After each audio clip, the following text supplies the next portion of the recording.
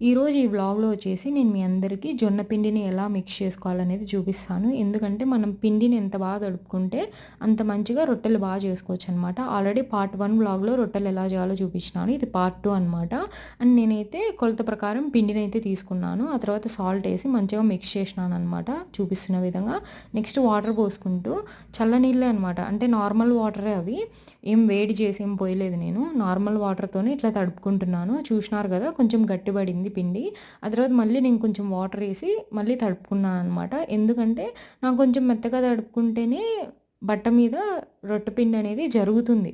So, అది జరిగితేనే మనకు మంచిగా రౌండ్ షేప్ అనేది చేసుకోగలుగుతాం అనమాట రొట్టె.